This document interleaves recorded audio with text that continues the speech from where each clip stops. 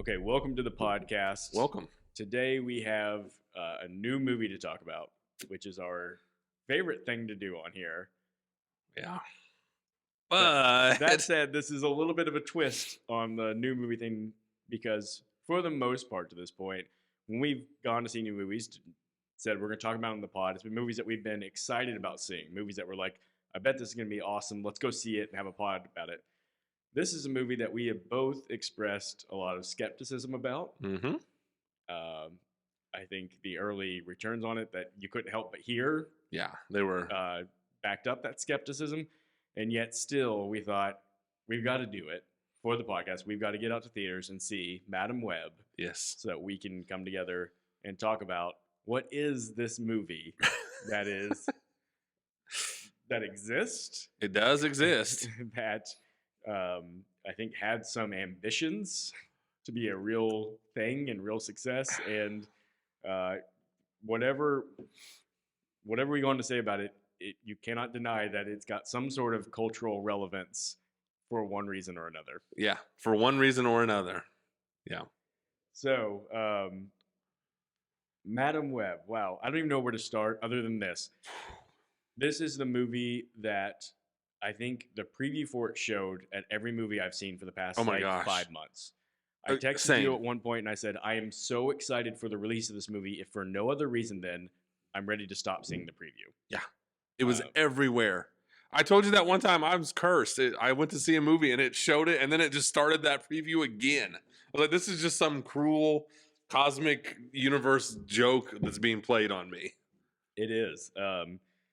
And I never once saw the preview and thought, boy, this is going to be a hit. It was a bad preview. It was. Although I do have some more thoughts on the preview later when we really get into it. But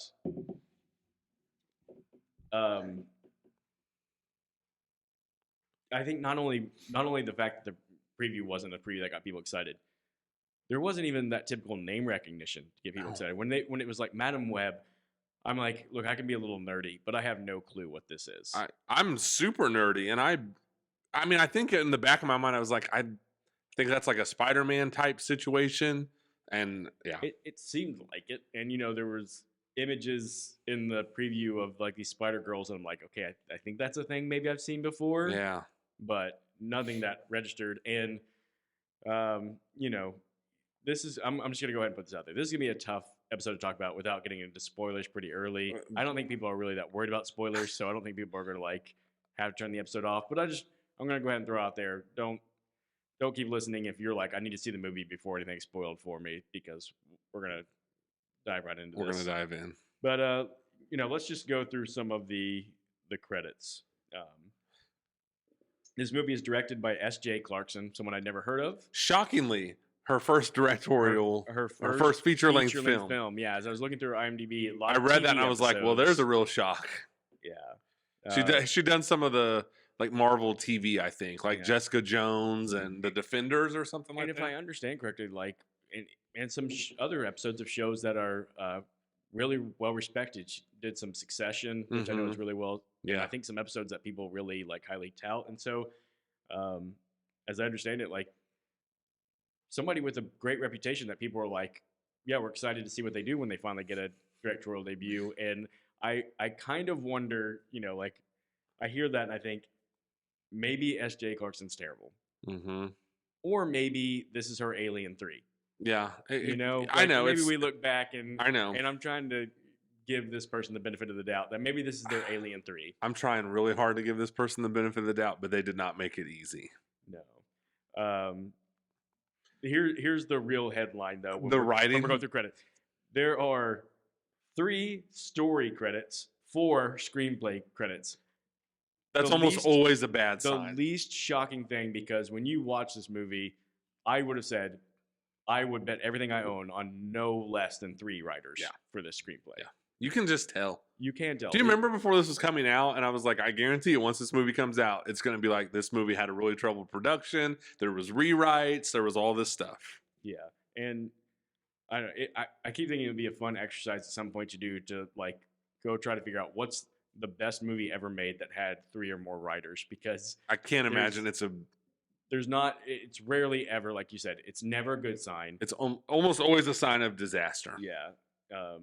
And again, these writing credits, no one that I'm familiar with, and No. I think- not that I'm familiar with every movie writer, but just it just has the feel of this isn't one person's vision, and then a couple people maybe did some touch ups. It has the feel of like this was passing around, and people were just too many chefs in the kitchen just throwing in ingredients that didn't.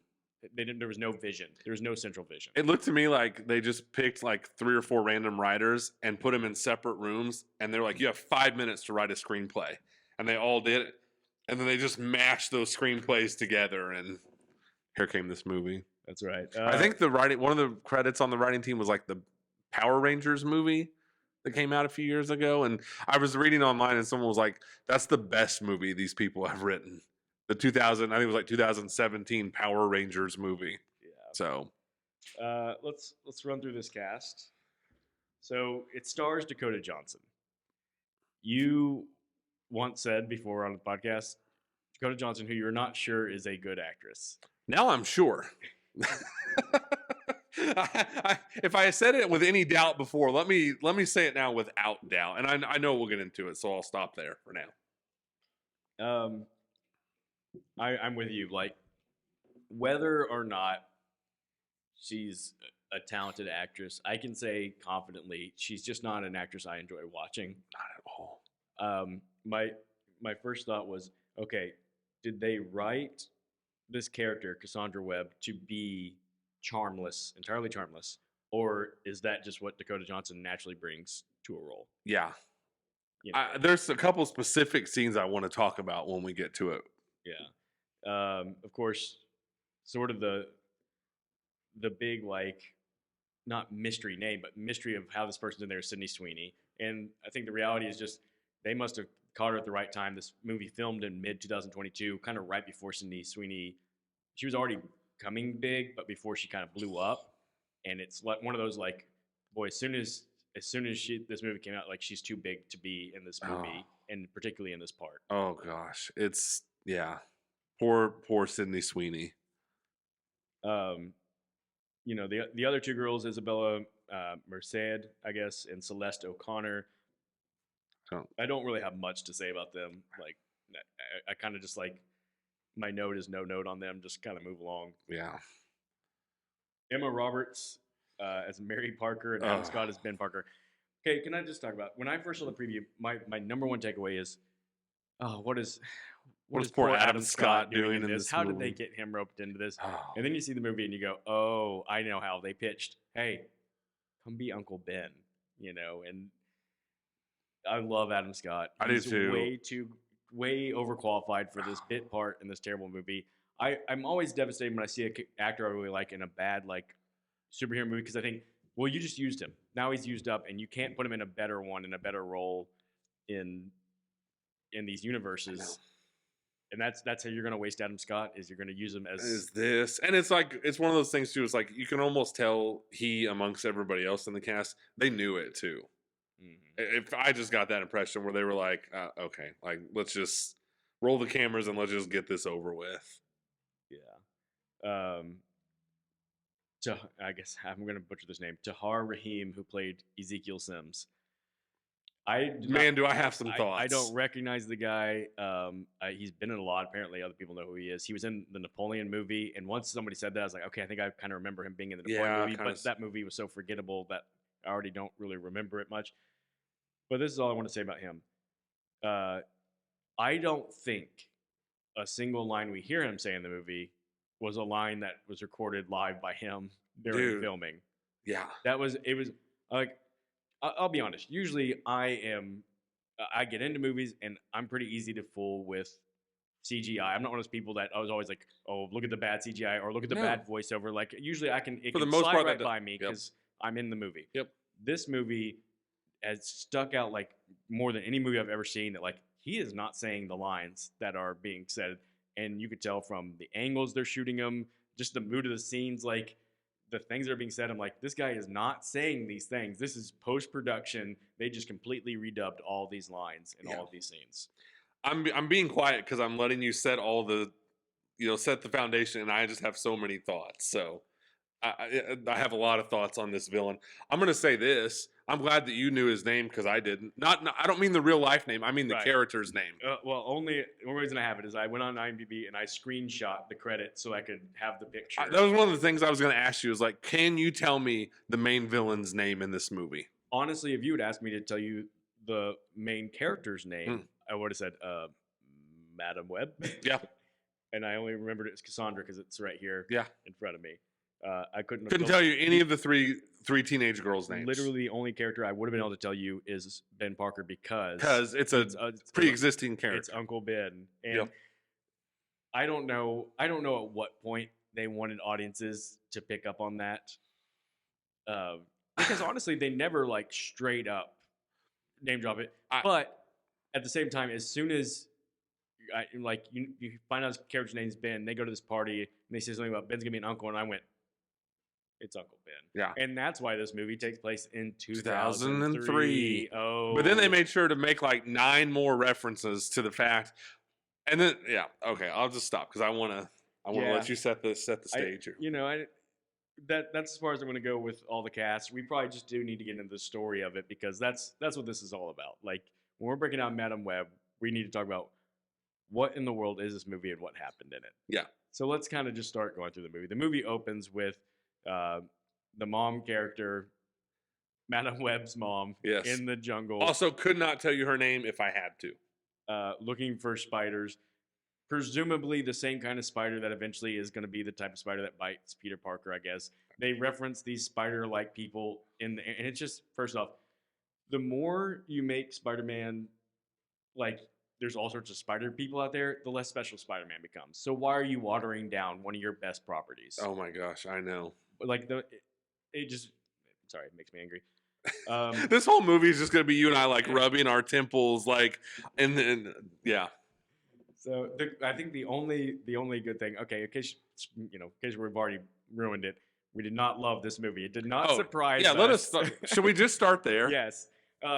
Because we didn't want to. We haven't talked. Yeah, we haven't talked at all about this movie. But I think we both knew neither one of us was going to come in and be like the surprise hit of the year. Let me just go. I think this is the worst movie I've ever seen. The worst. I think this is the worst mainstream movie I've ever seen. I mean, there's worse, direct-to-video movies, or there's worse, 80s slasher movies that were meant to be cheesy and awful. I think this is the worst movie I've ever seen that is being passed off as a legitimate studio movie. Yeah, I mean there is certainly an argument to be made, and we're about to make a lot of it. Yeah. So, I do want to say this. When I went to see this movie, I did a double feature on Monday. Mm-hmm. I went and saw Bob Marley, One Love, which maybe we'll talk a little bit about at the end. I can just give a little thoughts. And then I went to see this movie. And I was like, I'm going to make sure I do this movie right. I want to make sure I give it every possible advantage to enjoy it. So I went and saw it on the IMAX screen. I got my popcorn and drink. I wanted to have, I'm going to make sure I've got everything. I went into the IMAX theater, and Andy, I kid you not, I was the only person in the theater. Oh, I'm not surprised. I had the theater to myself. I'm sitting dead center. That's a huge theater too.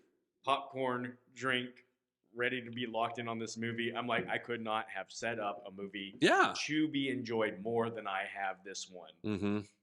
And I'm glad that I saw it that way because I was able to enjoy popcorn and a drink. At least there was something where I could put my feet up.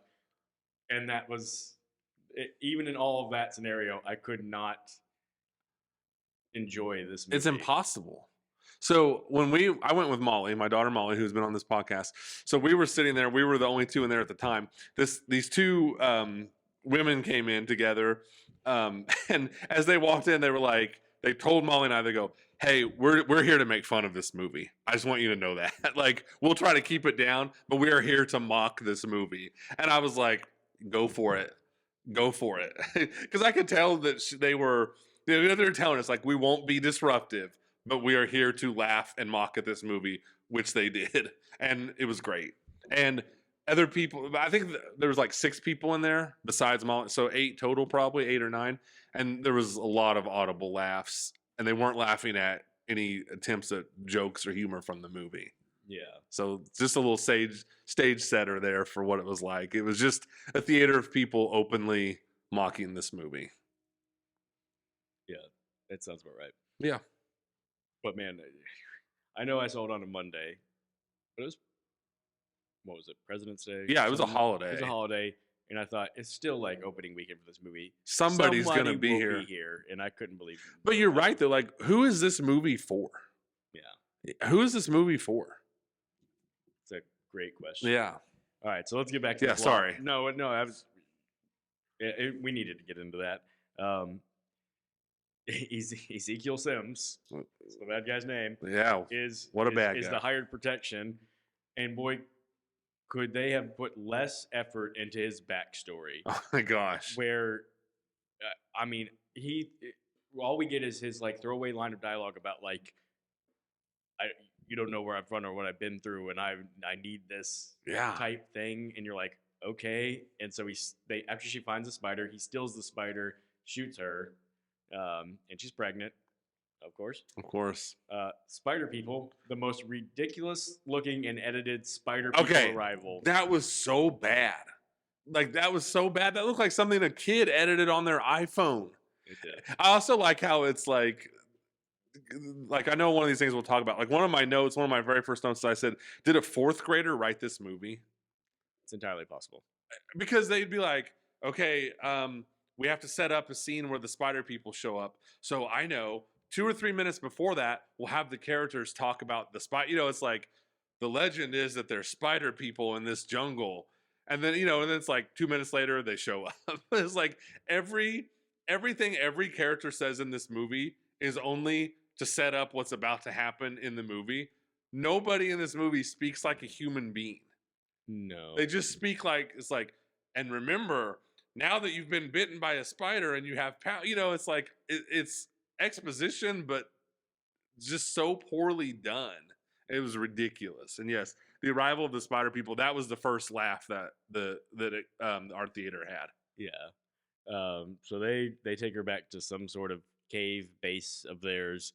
You know nothing about what's going on. They put her in a little pool where she's giving birth, and they have a spider come bite her. Yeah.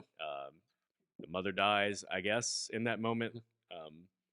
And then we cut to like 30 years later, and no explanation of, okay, how did the baby go from Peru? They're in from Peru with the spider people to driving an ambulance in New York, I guess? Are they in New York? Probably New York. I think it said that, didn't it? I mean, I'm assuming because Spider-Man is from New York that's where that's all set. Driving an ambulance to yet again another horribly edited scene where I was like, I'm pretty sure she drove 1 block in this ambulance and they cut 18 different angles to make it look like she's weaving and driving through traffic and nothing is actually happening. No, nothing. Absolutely nothing. And then she is, which I know we'll talk about her a lot, she is so wooden and so it's so bad. I mean, it's just so bad. Yeah. So there's a little stretch of character development with her where she's character development. She doesn't like people, even though she's in EMT. Yeah, let's stop right there for just a second. So they take this lady to the hospital, right? And like you said, I guess it's supposed to be character development. But I had the same question you did. Is the character supposed to be like, so what happens is that the little boy who's the son of this woman they saved comes up to Dakota Johnson's character. Thank you so much for saving my mom. I made you this card. And Dakota Johnson acts like she has never seen or interacted with another human being in her life. Did you think that too? No. Oh yeah. I was like, this scene is so clumsy and awkward and uncomfortable, not because it's being made to make me feel uncomfortable as an audience member, but because she's so bad in it and it's so awkward and she's just like, I don't know what to do with it. And she kind of looks at Adam Scott and he's like, take the card, and you're going, what is happening right now? And even if this was intentional character development, they're wanting us to think she's just an idiot who doesn't know how to speak to a little kid. Yeah, I'm not sure what the writers thought. Like, people are gonna love this character. They they don't like anybody, Yeah, and they don't and like and people. they're They don't just want to they're talk just to miserable people, to be around. and they don't want some thankful little kid to thank her for saving his mom. Yeah. And then the same thing. It's like, so you became an EMT and an ambulance driver, Yeah. but you don't want anyone to look at you, talk to you, or thank you Yeah. for the job you've just done. So that makes no sense. Yeah, and I mean, obviously, we know what they're doing is they're setting up like, hey, this person who doesn't care about people, I'm gonna latch onto she's these. gonna end up being a Yes. caretaker for. Oh, isn't that funny how life turns out? But But when a movie's as bad and poorly written as this movie, you don't. That's not a smooth transition. and again, everything like in the movie is that blatantly telegraphed. Yes. We're gonna go from here to here. You're gonna be like, hold on. I mean, I'm surprised there wasn't a scene where Adam Scott was literally like, "Man, you sure don't like people, do you?" Yeah. You know, or Can't imagine if you ever suddenly had to take care of 3 other people. like that probably wouldn't go well. I'm going to skip several scenes, I'm sure, because Oh yeah, we don't have to go scene by scene, but because I honestly don't remember. I mean, I guess I should probably mention the baby shower scene where I think all their Easter eggs were packed in there. okay, that at baby once. shower scene. Go. I didn't mean to interrupt you. I'm No, sorry. you're fine. It's just that again, it was such a like, we're gonna be so clever. We're not gonna say it. We're just gonna have people like maybe slowly figure out, oh, it's Peter Parker's mom. Yeah. And I gotta be honest, I could not care less that it was Peter Parker's mom. No, who cares? No one does. And that was another scene where it was like, and again, Dakota Johnson is front and center, where it's like, I know, and like you said, I understand in theory, the idea is like this woman goes from, just awkward and uncomfortable around people to being a caregiver for these 3 teenagers.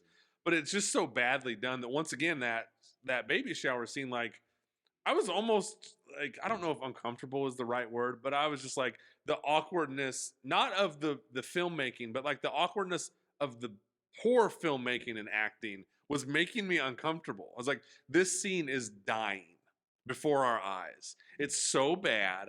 Everyone in it was so bad. It was just unbelievable. And then you got, like we've said, like poor Adam Scott is just stuck in this car crash. Yeah. So I realized, I guess I did skip I got the order mixed up because at that point at the baby shower she's starting to have the powers. So what sort of instigates the powers is an accident on a bridge where they're trying to get people out of a car as it dangles over a bridge. At which point she doesn't understand pretty basic middle school level physics. That hey, if I'm on this side of the car and we pull the person out of the other side of the car, it's just gonna be left with me and all the weight on the side of the car that's tipping over. Never thought through that. They just pull the other person out, and then, not surprisingly, the car tips over into the water. And what just a lazy scene that was. Like there was not one shred of suspense or like, oh, look at this great, stunt work, and it was so lazy and so boring. And Dakota Johnson can't even act convincingly like, hey, you're falling off a bridge in a car. I swear she just was like, oh no. like she just like she might as well have just been in that car taking a nap. All right, I have to say this because like you just saying it like that I wish she actually had just done that, because my thought when I walked out of this movie is it was bad, but not even the kind of bad that could be like fun bad. It was boring bad. Right. So if she had fallen and gone, oh no, like that actually would have been more fun. It would have than her just going like, man, or whatever she does. I don't remember. She has almost no reaction. Yeah. So then she's in the water. Things happen. CGI happens. It looked bad. Webs. I guess I like to like everything's so on the nose, like Madam Web, and it's webs, and you're just like, oh my gosh, that's what I mean when I say did a 4th grader write this movie? Yeah. Then she's resuscitated by Ben. So after that, she begins having her like Right. visions, And then where we things go repeat. to the baby shower. I This is think. maybe the first movie. Like I was sitting there thinking, like there's been movies before where people have these abilities to see in the future. Probably the most um, obvious one is the Nicolas Cage movie Next, where he Yeah. always sees. And like the first time I saw a preview, I thought, didn't they do this exact thing in Next Mhm. with Nicolas Cage? But even other movies, the Final Destination. Final movies, right? Destination. I Yeah. think this is the first one ever where it's shown someone having those visions, but being so confused and not and like blaming the rest of the world on like Yeah. being Like- on repeat. And I'm like, is it really that hard to like understand kind of what's happening to you? And if you don't understand, stop blurting out and like blaming everyone else for being idiots. So that in that baby shower scene, they're like, Yeah. "We already played this game," and everyone's and looking then at everyone's just like, and then I swear for like 10 seconds on the screen, it's just like everyone just awkwardly sitting there, and she's like, "Yeah, we already played this game," and I was like, "This movie is just dead on arrival." yeah. I was like, I know, like I feel like I'm jumping around so much. I know I'm But having a hard it's time so hard focused. not to, because again, when we get back to what is this movie, this whole movie felt like the first act of something, Mhm. but it was stretched out over a whole movie. Yeah. Like it all felt like setup, because even by the time we got to the end of it, nothing much had really happened. Nothing happens in this movie. And so I'm like, okay, I guess I get that you have to have like she struggles through understanding her powers, but there is way too long of the movie where we got to watch her have these premonitions, not understand what's going on, and struggle through it. Where I'm just like, let's go, let's go, let's go. Like, And let me say too, those premonitions are so poorly shot and edited. I mean, I understand it's supposed to be kind of jumpy and supposed to show you like her sense of confusion, but it was just so amateur and just didn't you think like yeah. no create? It was just like just do a bunch of super fast cuts and have some like voiceover types. It was so lazy and amateur. The big one of her early premonitions is she sees that the like captain of their medical squad is going to get in an accident. That was so So poorly she done. goes over and tries to stop him and from driving by just insisting that she drives, not saying anything like, "Hey, I'm seeing visions and you're going to have an Mhm. accident." Of course not. Why would you say that? Yeah. And then the most ridiculous scene of an accident happening, because you could tell it's like it was total movie logic. Okay, we have to have him have an accident now, so he drives straight down the street to an Boom. intersection and gets It hit. happens. Where there had to be so much more visibility for him. They like couldn't even go down the street with him, because it's Yeah. like there's no way an accident would happen here. That No. nobody would see anybody. Right. But we have to have it happen for the movie. So let him drive down here and get instantly T-boned in broad daylight at an just- open intersection, because the movie has to happen. Yeah.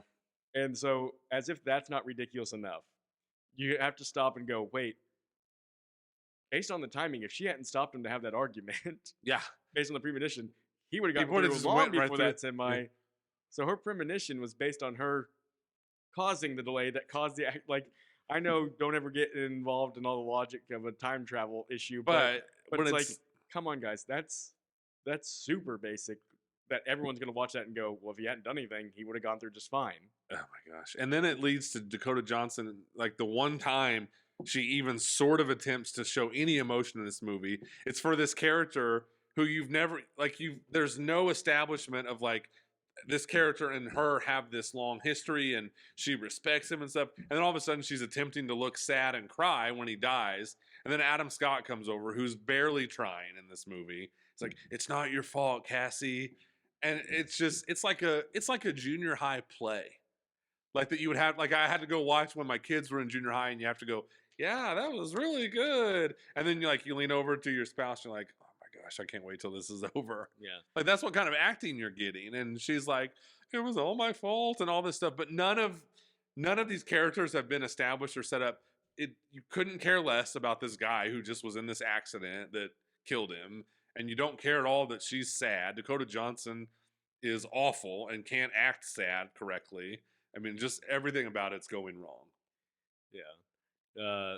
So she finally kind of figures out, okay, I'm having premonitions. I'm seeing the future a little bit. Well, luckily for her, her mom wrote this journal that she has that just spells out everything that she Yeah. needs spelled out for her. That's true. It's a great tool for exposition. Oh my gosh. And then the laziness of like she's gonna say out loud what she's thinking to the cat. So she's like, wait a second, I bet that this is why I have these powers. And she's talking to the cat because they're too lazy to come up with any other way. Yeah. So while all that's happening, we finally get to catch back up with old Ezekiel Sims, who has Okay. built something for himself that he starts having these nightmares of these 3 girls showing up with powers and killing him. Again, such a poorly shot scene too and I understand it's supposed to be like hazy because it's a dream. So bad. So a couple of things about that scene. I'll have a couple things for sure. One, it's the only time we see the 3 girls with powers so really misleading by the preview people to even throw it in there, because it made people think, okay, this movie is going to build up to that happening. The final act is going to be these girls with no. That's why I say this whole movie feels like a setup movie. Yeah, just something that never happens. And it feels like the first act of what should have been a whole. And now story. because this movie's bombing, something that never will happen. Exactly. So that's the first thing, is that like, oh, that's the entirety of really like any sort of superhero action happening in the movie. And it's done like it's these quick cuts, and it's stupid. It's really poorly done. It's really bad. Again, talking about, I don't normally say like bad CGI and stuff, but I was watching that going, oh, that's not bad. So then we see the first use of his power. He's got a poison touch apparently, which okay. Can I jump in real quick? Yes, please. Okay, so this whole setup is awful. So you see him at the beginning of the movie, and he shoots the mom in the jungle, and he just runs away. All of a sudden, he's at an opera. Mm-hmm. No setup. He approaches this woman. We don't know who this woman is because they've done no setup. And then, so he comes up to this woman, and they have, I think, a couple of lines of dialogue that's completely forgettable because I literally don't remember. Yeah, he says something to her. I don't even remember. I know he like does a little playful thing with the like playbill, like opposite, does the little pull away. We don't know who this lady is. Then it cuts to them. They're in bed together. Yep. Sleeping. Obviously implied that they've slept together. He has this terrible CGI dream. He wakes up to this woman who I think we're led to believe he didn't know, right? Right. Like it was like a hookup type situation. And then he just starts spouting exposition. It's so, that guy, I'm just going to go ahead and tell you, I think that's the worst. This guy is the worst villain in movie history. I don't know if I can ever remember a more useless, forgettable villain. I hated his voice. I hated the actor. If you go back and rewatch this movie, he does not have one line of dialogue that isn't bad guy dialogue. Literally everything he says, other than those couple of lines he uses to like pick up this woman, is about, I must stop these girls from killing me. So he wakes up from this dream and just starts going, I know he's like, I know that I'm going to be killed by these. And this lady's like, huh? What? And did you think that was so awkward? It was terribly awkward. And then he just straight up says, like, I'm going to have to kill him first. And to a stranger, and she's like, I'm sorry, you're talking about killing 3 girls? Yeah. Then he grabs her arm, and probably 1 second after he grabs her arm, she goes, how are you poisoning me? Did you notice that? He grabs her, and then she instantly, it's not been established to us, the audience, that he has these powers. And he just grabs her. It doesn't even show the shot, like it's some shot of like her arm. Mm-hmm. And she just goes, how are you poisoning me? And then like he kills her, I think, doesn't he? Yeah, he kills her. Yeah. Because she has like access a passcode or something. Yes, to like some kind of security system. Yeah. That scene was so poorly written, acted, and directed. Just a fail all around. And this is like our big introduction to this villain. And did you notice the villain's voice? I hated his voice. I would say, and again, I don't think that I'll be honest with you. If I found out that it wasn't even his voice because it was recorded by some other voice actor, I wouldn't have been surprised. It wouldn't surprise me because it was either him afterwards. Yeah. Maybe even, they could have called him up in his car and said, we need you to read some lines really quick into your phone. Just put your phone on speaker, and it was so bad. Yeah. It was, gosh. Really bad. So that was just an awful 5 minutes right there. Yes. So then he set out to find these girls. He's got his woman in a chair. Okay. I want to talk about that too. Go. Go ahead. No, no. I mean, I just want you not. Yeah, If you yeah, have yeah. thoughts, go right ahead. I don't mean, like wanna- that was just I was laughing because like don't know who she is. don't know who she is, and it goes back to Ned in Spider-Man Homecoming, where he's like, "I'll be your guy in the chair," and it's funny because like, oh, there is always a guy in the chair, and it was like this. It's literally this girl's whole purpose in the movie is Yeah. she is just his girl in Yeah. the chair. What was that girl's name? Yes. Yeah, exactly. No idea, because everyone in this movie is so forgettable. Yeah. The entirety of her character development is she's really good at running the computers for him, and maybe she has a little bit of a moral compass because as he's talking about killing these girls, she looks a little worried about it, but, But then then they she just never- keeps going. Nope. Nothing ever comes of that. There's not the scene where like she's like, I'm not doing your dirty work for you anymore. Yeah. And he has, again, the most generic lines where he's like, I'm not going to let them destroy everything I built. And you're like, what have you What have you built? What, like, literally, what are you? Are you 'Cause- are you a billionaire now? Did you use your powers of foresight? Because we to, like, know nothing about this guy. We know you're in a pretty nice little apartment, I guess. Yeah. That's literally all we know. I also like how too, like, because at the beginning of the movie, he's obviously supposed to be much younger, and then when they fast forward to 2003, it's like just put some giant gray streaks in this guy's hair to show that he's older now. Like that was lazy too. Yeah. Yeah, that's what I mean. Like literally, all of his dialogue is like, "I will stop at nothing to stop these girls." Yeah. And then, again, oh man, it's such lazy writing to pretend like these things could work like this. The girl running the computer is like, okay, we came up with these images based on your descriptions you've That given was- us with an up to like 30-year age range because we don't know when this is gonna And happen. it literally And looks it's the exactly it's like the all exact three of them. girls, and it's like, I'm So- sorry, how did this happen? So the two ladies I was telling you about in the theater, they laughed so hard at that scene because it literally like these are the projections of what we think they'll look like, and it is just identical to all three girls. The people behind us were cracking up. And it's like, I'm sorry, in your vision, you saw Sydney Sweeney hanging upside down with a a mask mask. on, shooting a web at you, and you saw enough of that to describe exactly Sydney Sweeney. And then like was she cool. just has this handy computer program where he can explain what someone looks like. She somehow can project that up on the computer screen, and they can de-age or add age or decrease age to it. It's like Yeah. I knew this program would come in handy. It's a great program. It especially really, for I mean, 2003. it really did work out well for him. Yeah. Yes, that scene was once again. Did a fourth grader come up with this idea? I think so. I mean, like, honestly, the only thing I would be super interested in seeing in addition to this movie is like, show me what the original scene looked like when you shot it live. Like, what was the bad dialogue you originally did that you replaced with this voiceover? Yeah. Like, how in the world did this voiceover that you did Improve. strike you as an improvement? I know.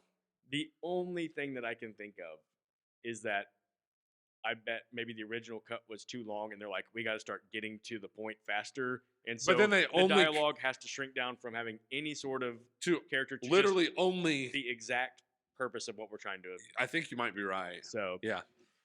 I don't know. That's So really so bad. we're at this point we're probably what 25 30 minutes into this movie, It's impossible to tell with this movie. and they've missed every shot they've taken.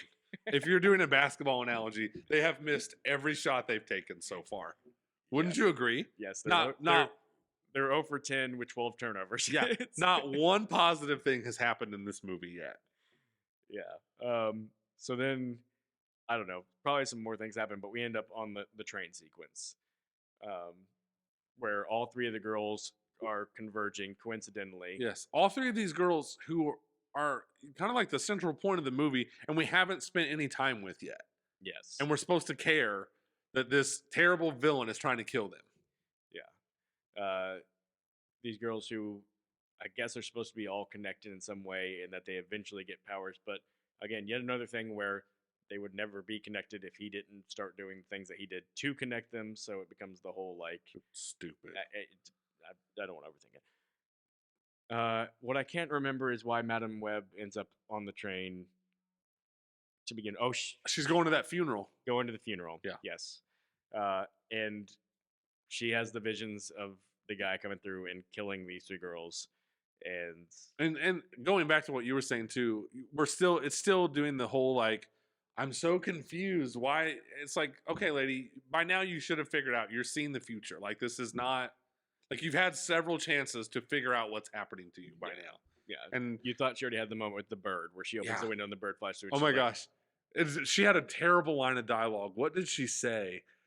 Like she was like, "He doesn't have to die," or I don't remember. That also got a laugh from our theater. Yeah. So she's on there. She's seeing the visions, and then she makes the girls get off the train, and it's the first time we see the bad guy has sort of a Spider-Man costume. He just looks like villainous Spider-Man. Yeah. Um, minus anything that makes Spider-Man exciting. Yes. um, and that, it was at that point that I thought, okay, so New York has seen a Spider-Man character before in a villainous role that never gets mentioned in the other movies. Never gets and mentioned. Honestly, would explain why, say, like J. Jonah Jameson Hates Spider-Man Spider-Man. is the first exposure to a Spider-Man was this villainous character. Like that would make a lot of sense if any of this had ever actually tied into future movies ever Yes. at all. Yes. So that was, again, one of my first thoughts when I saw him was like, huh, well, if you had ever, Shouldn't this seem a little familiar? yeah, like this, by the time Spider-Man yeah, rolls the around. fact that this is happening and then never comes up again in the Spider-Man movies just does not, Yeah, it doesn't makes no compute. sense. Another lifeless action sequence. Yeah. Where he's like chasing them around the subway. He beats up a handful of cops, like a half a dozen cops, and he dispatches them like super fast while the girls stand there and scream. And then as soon as But he's he done can't beating up catch the those cops, girls. they just run away. Yeah. And it's like, okay, you're like, again, this is all just how do they escape? The power of movie editing. Like Yeah. we just cut to them running away, and Literally, when that's he's it. getting those cops, it's like he's moving so fast you can't see him. Yeah. Like he swings by, but he cannot catch these girls. Yeah.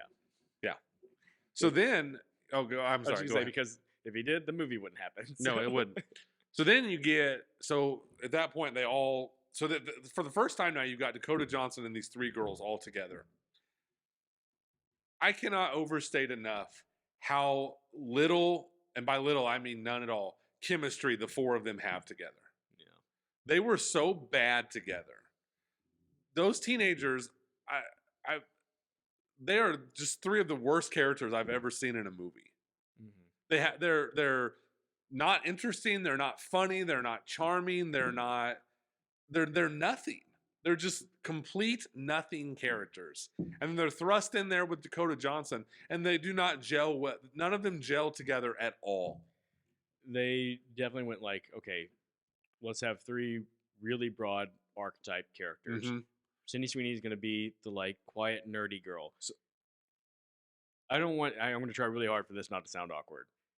Dressing Sydney Sweeney up the way they did to make her the quiet nerdy girl looked like someone dressing up for a Halloween costume in Mean Girls. Yeah. That's the way I'll put It was so bad. it is like, And I hated it. It was like, here's your one prop. Here's your nerd glasses. Like- Make sure to draw, like, there's so many times that movie she'd take them on and off just to draw attention to, like, look, I'm a nerd. I got my glasses. yeah. Let me ask you a quick question. Is this the all-time just miscasting? I mean, I'm sure it's yeah, not literally yeah, the number yeah. one example. It just, Like, why would you cast Sydney Sweeney as the quiet nerd? Like, that's not why people like Sydney Sweeney. And I'm like you. I'm not trying to get awkward or Yeah. weird, but yeah. No, and like, later it's supposed to be the awkward, like, she doesn't know how to flirt with boys thing. I'm like, oh, yeah, it must be really hard for Sydney Sweeney to get the attention of boys because she's a nerd. let's get to that in a minute because I also have a ton of thoughts on that scene. Okay, but anyways, the archetype character. So she's the quiet nerd.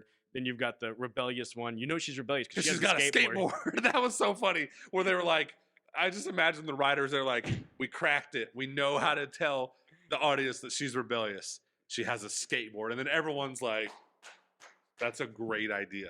Yep. And then we And, have and like when you see her the first time the cops are chasing her, Mm. you don't know why. They Yeah. haven't established that she's like a rule breaker or anything. Just just she's running from the cops, almost gets hit by the ambulance driven by Flips Dakota her Johnson, off. flips her off, and you're like, this girl, that's a rebel. it's a rebel because she Yeah. just flipped her off. And then the third girl is, I guess her archetype is she's just sort of like the mature, like I take care of, raise myself girl. And she's supposed to but be it's like a an math immigrant nerd, but they do a that's- really bad job of Yeah, establishing that. Yeah. The one thing they all have in common is none of them basically have any parents involved in their lives, and that's the thing that draws them together, and why Madam Web's gonna have to take them in and Yeah. take care of her. And I love like how bad that exposition is, where it's like, well, my mom is in a mental institution. Well, my mom got deported or whatever happened to one of their. Yeah. My mom's dead. You know, it's so bad and so lazily written, and it's poorly acted. And Yeah. And again, what you think is going to happen is these three girls are eventually going to get their powers and become the superheroes, whatever. Doesn't happen in the movie. So literally the entire like journey of these girls is just they're thrown into this thing by Dakota Johnson, telling them they're going to get killed on a train, and then running for the rest of the movie. Yeah. And that's it. And Dakota Johnson's so bad in those scenes where she's like, well, I'm just going to take you home and your parents can deal with it. I mean, that's just how she delivers it. Just like, just so bad. She's so bad. Yeah. Man, I really wish I could explain better why things happen, but they end up in a diner. The girls end up in a diner. It's sort of Okay. the famous preview scene. It's what the preview begins with every Yeah. time that I saw 800 times. So Yeah.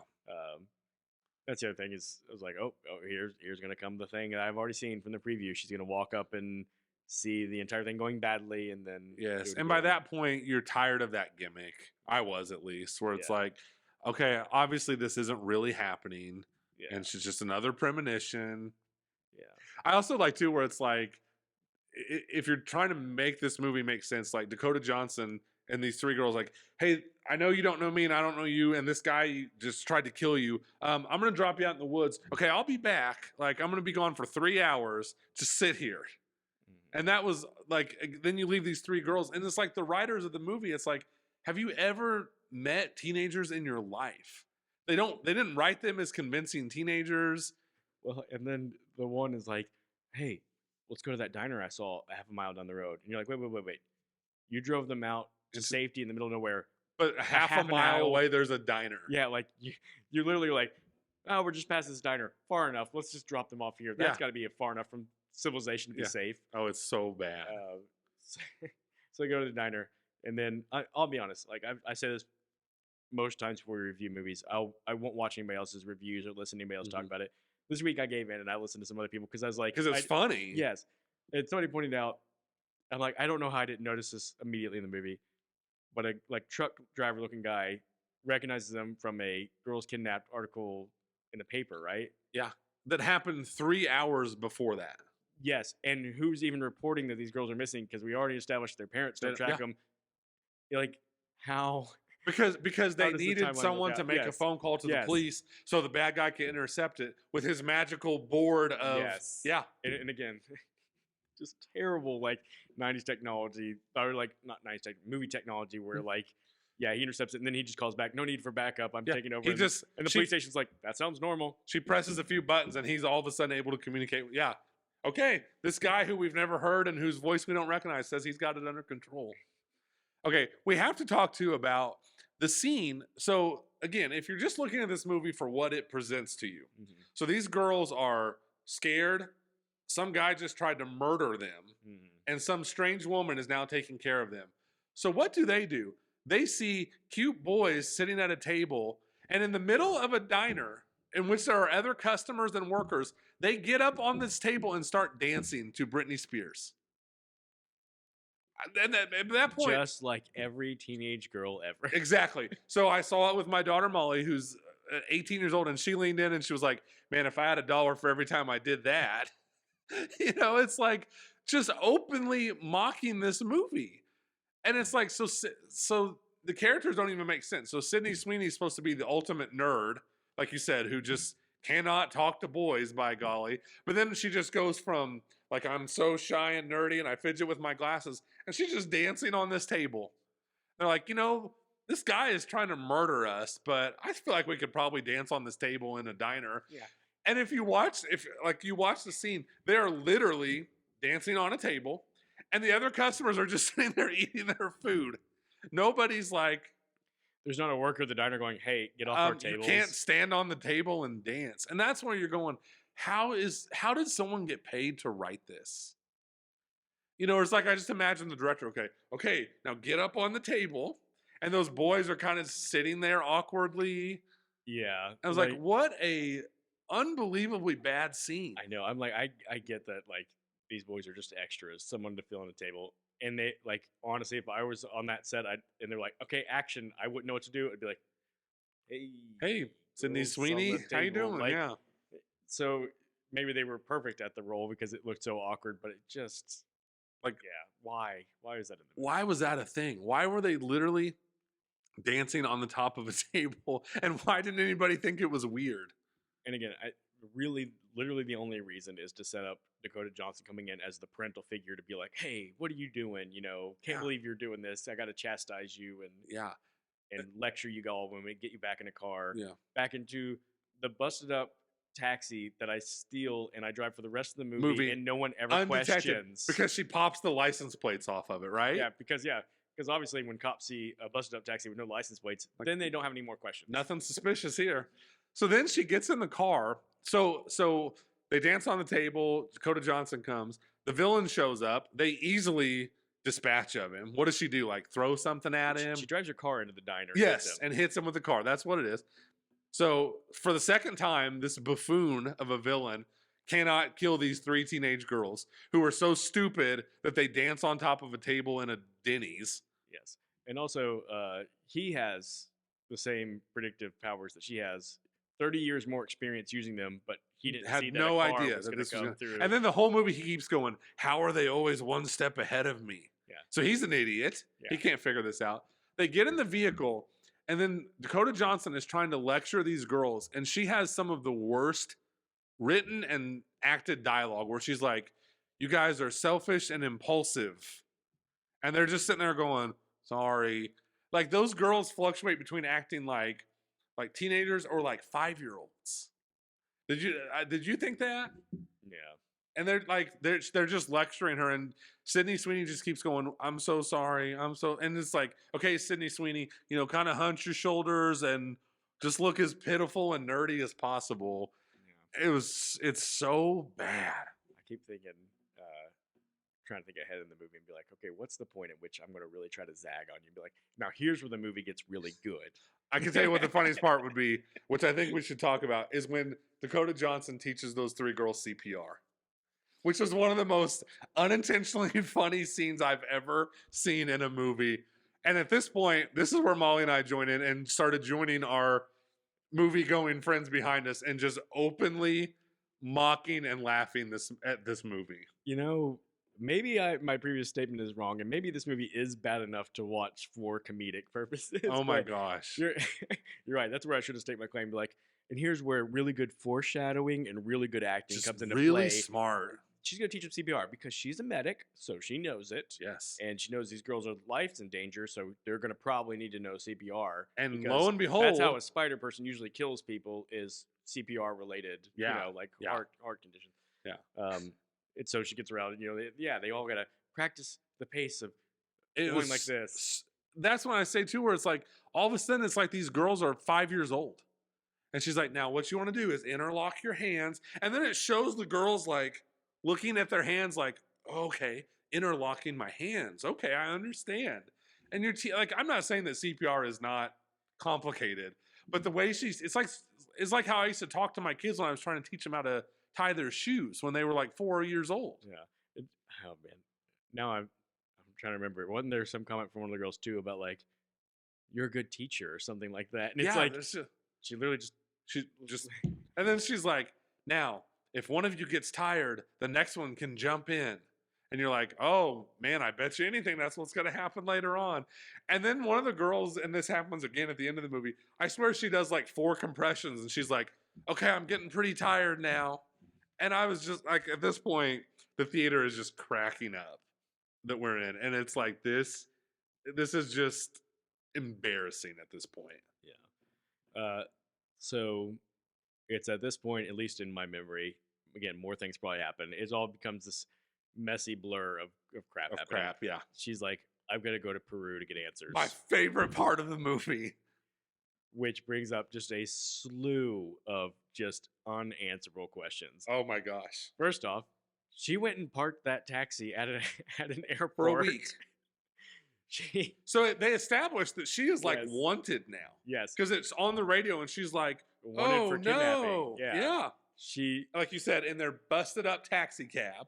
she gets a plane ticket, doesn't tip off any Has- any alerts to actual like police or our guy who has the magical face scanning technology Okay. didn't know that she was doing this. So earlier in the movie, that lady, his mystery accomplished, is literally like, I've hacked into every stoplight. I swear, I could be wrong. I swear she says airport. Yeah. Like she's like, I'm watching stoplights, airports, ATMs, and everything. No problem. Yeah. And that movie is so lazy. They don't even try to get suspense out of like, will she be able to get on the plane to Peru or not? Yeah. And luckily for her, I guess there's just a flight to Right. the exact spot in Peru where she needs to go. Shout out to the guy who does Pitch Meeting on YouTube, Ryan George. If you've never watched that, you should watch it. Watch the Pitch Meeting from Adam Webb.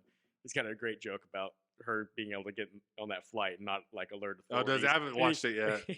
He goes, the like producer guy in the sketch is like, she was able to get on an airplane even though she's wanted for kidnapping. And the writer's like, it was 2003. Airport security was a lot looser then. He goes, oh, that's famously not true. Nice. Like, yeah, that's not long Yeah, after probably 9/11 where you couldn't get Airport security anywhere. was at an all-time Yeah. high. And then they're so lazy too, they just cut to, they don't even show her like asking Adam Scott and explaining if these girls can stay with him. It just cuts to him and he's like, okay, I guess I'll see you in a week. I don't really know what's going on here. Yeah, but I've got to trust you and support I'm you. going to trust you and somehow, support you. yeah. It's like, at that point, you're like, could this movie be any lazier? Yeah. I mean, just a disgrace. But you're right. Could it be any lazier? And then it is, because she shows up to the exact place in Peru that her mom was. And how does she know that's the exact place? She's got a picture. So, okay, this was Molly's biggest thing where she was like, so did she just was like, she got on the airplane and she was like, all right, take me to the jungles of Peru. And then I'm just going to roam around the jungle with this picture and be like, oh, there it is. Yeah. And then she turns around and the spider guy who helped birth her is just standing there. Yeah. To fulfill his promise. And he made is to the literally mom. like, I knew you'd come back. It's like, so dude, have you just been standing there for 30 years thinking, okay, one of these days she's just going to show back up in this exact spot. And at this point, the movie is a full-blown comedy. Yeah. And he is there to complete all the exposition needs. Oh my gosh.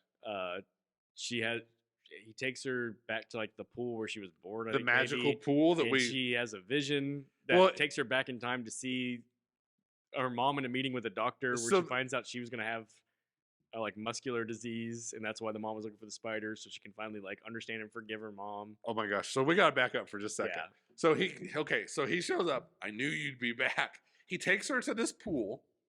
And then he says, she's like, I want to know what's going on. And he says to her, do you trust me? And she says, yes. She literally just met this guy 5 seconds ago in the middle of the jungle. The And then jungle her mom died in. Her mom died in, but she trusts this guy. He pushes her, and we get like the super cheesy, like we get the Doctor Strange effect. Doctor Strange effect. Just doesn't look as good, even though Right. Doctor Strange came out like 10 years ago. And then, so her, yeah, she just conveniently gets to relive these moments that she wasn't there for. Yeah. But I guess the powers are so great you can relive moments that you weren't even alive for. Yes.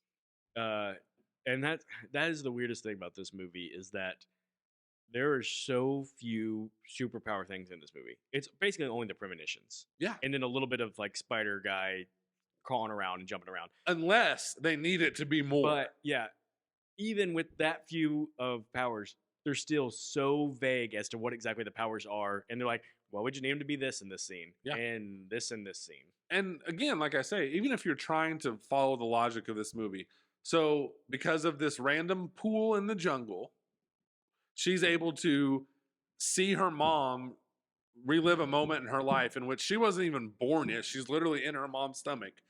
After that scene, she's able to speak to her mom and give her a big hug. Am I correct? I am correct. I believe you. I am correct. I guess she's like, I'm all- shutting this out of my mind. And she goes, all this time I thought you hated me. They haven't established that at all. No. That she has like this like resentment to her. yeah. They've done nothing. In to a fact, like you assume there's a connection because she's kept all her mom's things and Yeah. kept her diary. the conveniently written Yeah. journal. I love too. This is a side note. The one page of the journal is just a drawing of a giant spider. Like that was just the journal entry from this grown woman. I don't think there's ever been a journal or diary in a movie that didn't look like it was made for I a know, movie. and 'cause I it's know always that- got crazy sketches. And you're right. all This is sorts not of- the first yeah. movie to do that, but it's just like it's that extra step of lazy where it's like, I don't know, it's just a spider. Yeah. So yeah, her powers now are I see the future, but then all of a sudden it's I can go back in time to moments in which I wasn't even alive, witness what happened, and then speak to that person in that time as my adult self, and the mom knows who she is. Yeah. And they share this hug, and she's like, I thought you hated me. Like, once again, like junior high, like play level acting. Yeah. And then we get the big line drop of the movie where Spider Guy gives basically an inverted Bizarro version of the Uncle Ben saying, where he says instead something like, when you have responsibility, you'll get great power or something like that. At this point, I'm just mad. And I'm like, oh wow, that's a really bad rearranging of that saying and really lame origin for it. I mean, I'm literally surprised like someone didn't peek out from the corner of the screen and be like give like a thumbs up to the audience. Like, did you see what we just did? Like, wasn't that really? I'm so sick of these superhero movies, and I include Marvel in this too, thinking they are so clever for their little winks and nods to like other characters or future characters. I am sick to death of that. They have run that into the ground. I'm tired of it. Yeah.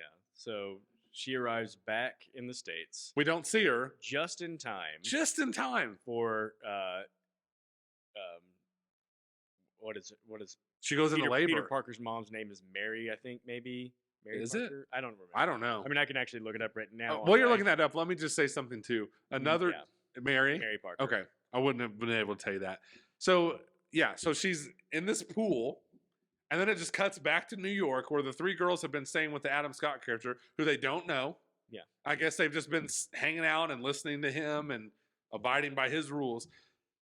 Once again, proving that the writers of this movie have never interacted with other human beings. The three teenage girls, what do? They start throwing popcorn at each other. Yes, and They start having a food fight. That's how they bond and become like sisters, Now- even though they are such different archetype. Because they're characters. throwing Yes. popcorn at each other like 2-year-olds. Yes. They did such a good job of making these girls look like idiots. So then, yeah, Mary Parker's water breaks. The baby's coming now. It's early, and the ambulance. We don't have time to wait for an ambulance. You got to take me. So Even though he's an ambulance driver. yeah, so they call an ambulance still. Yeah.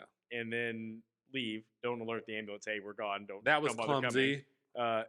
And his thought is, okay, what do I do with these three girls that somebody Put your is heads- out to murder them and can recognize them anywhere they go? Guess they better come with us to the hospital. Why not just leave him at the house? It's like that's the question. They've been there the whole week. He obviously doesn't know where they are. Yes, and it's not like, well, I'm not here to protect them if I go. He's- Who are you? What are you going to do? You've not established in any way that this guy can protect these girls at all. Yeah, that their safety is in the location. Yeah. Being unknown. But it's like, come with me. So he But takes put him your out. hoods up. Yeah, it takes them out, and then of course one girl looks out the window around a Immediate- bad turn, gets recognized by a camera Because of the lazy bad guy technology, that camera, I guess, or the stoplight Yeah, the split second that is it could able see to her take her picture, high definition shot of project it onto this woman's computer screen, and they just instantly know where she is. her. Yeah, and You haven't seen the bad guy, I guess, just hangs out with this woman and they just stare at this computer screen for a week. And so then he's on the chase. Dakota Johnson shows up at the Parker residence and they're gone, but the ambulance pulls up and she steals the ambulance and chases them down because she somehow knows where they're going Yeah. to catch them. And in the logic of this movie, in this whole week that she was in Peru, just no communication with these girls. She doesn't know if she's going to come back and they're all going to be murdered. Nothing. She just shows back. Okay, hey, I'm back. Oh, nobody's here. Yeah. Conveniently, right as the ambulance pulls up, so Dakota Johnson, of course, because why wouldn't you, steals the ambulance and Yeah. drives off. Yep.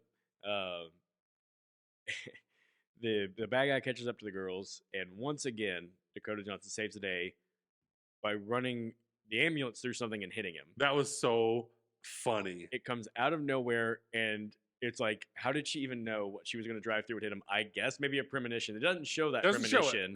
Another such a poorly staged scene where Dakota Johnson's driving. It's not giving you any indication that she's close to catching up with him. And all of a sudden, that ambulance just comes flying through this wall. Yep. That also got a huge laugh in our theater. Yeah. And once again, Spider Guy, who is amazingly fast and agile, Just has cannot no reflexes to the thing that's coming out of cannot through a catch these wall girls to hit save him. his life. Yeah. He's a really bad Spider-Man. I'm just gonna say that. I'm Maybe the worst. I'm being dead serious when I say he is the worst villain I've ever seen in a Yeah. movie. So then the girls have to jump in the ambulance with Dakota Johnson. He continues to chase. Another terrible edit too. They hit him, Adam Scott's character, and the girls all get out, and Dakota Johnson's like, "Don't worry, he's not going to come after you." And so the Spider Guy, the bad guy, starts walking towards the girls. Adam Scott's character is standing like right next to the Spider Guy, and then it just cuts away. So it's like he I mean, that's a minor nitpick, but it was like, once again, just a terribly like edited, staged, directed scene. Yeah. And once again, like for a scene that was supposed to be a lot of like chase car action stuff, it really felt like they had like a block to work with. Yeah, like just And drive up this so- road, so and there we'll was, just like, keep a lot chopping of the edit. editing to try to make it look like a lot more was happening. It really made me wonder. Like, I didn't look up the budget for this movie, but it made me wonder. Like, $80 million, I believe.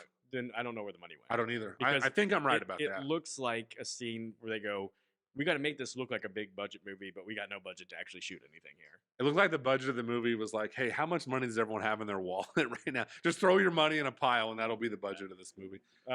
Yeah, we should say too, like, as we're describing these action scenes, there's no action involved. No. Like, don't be mistaken in thinking like it's some kind of thrilling chase scene or something. This is one of the most dull movies I've ever seen in my life. Yes, incredibly low stakes too, because it's still to the point where it's like, okay, this guy's just chasing these girls and she's trying to get him away. Like, Yeah. I don't know. So the culminating scene is at a fireworks factory that was the same place that they were at before, where the captain died in his accident, because she had a premonition where a guy said, "This place is always ready to go up in flames." So her thought is, well, let's lure the bad guy to this place that's ready to go up in flames, and we'll set it on fire. Okay, I would like to say too that because this movie is so poorly written and edited, I told Molly after we watched the movie, I go, man, that was really convenient that they just were next to a fireworks store. And she was like, well, that was the building from earlier. I literally didn't even catch on to that. Yeah. And I don't blame myself for that. Like, I blame just how poor this movie is at everything. Yeah. I was like, oh, okay. And then, So they take a couple of flares, right? yes, and to drive home just how bad of a villain this Spider Guy is. He's in the warehouse with them, trying to locate them, and he can't locate these girls because they're sneaking while lighting flares and setting them in boxes. Just in case this guy doesn't look inept enough. Yeah.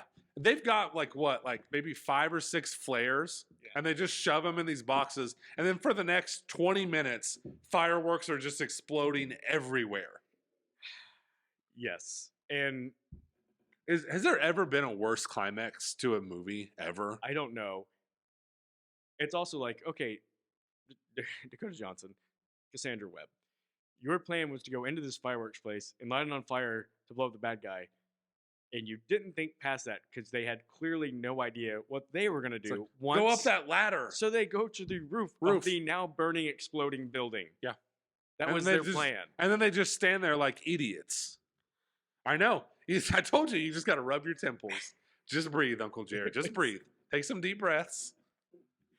And all the while, I'm going to be honest, I kept thinking something has to happen to activate like additional powers in either her or the girls or something. Nope. And nothing. It is literally just humans with no ability to stop this guy. No. And him bumbling all over himself. Yeah. Failing to do it. Yeah. Everyone in this movie looks like an idiot. So did you notice? So yeah. So again, don't be fooled into thinking this is thrilling in any way as we're describing it. No. It's terrible. So literally, it was almost just like they were like, "Hey, what would look cool? I don't know, some fireworks going off.